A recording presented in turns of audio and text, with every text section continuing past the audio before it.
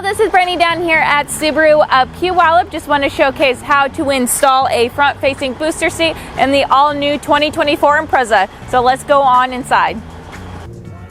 Okay, so now we're on inside of the Impreza. The first point is going to be to take your seatbelt and feed it through the middle right here, as you can see.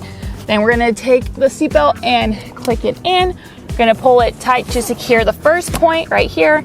Then the second point is on in the back, so let's go take a look. Okay, so now we're on the back side of the Impreza. So we're gonna take the tether that's already fed through the headrest and connect it to the tether, just like so. We're gonna take the connector, tether it on, pull it tight to secure it, and that's how you do it.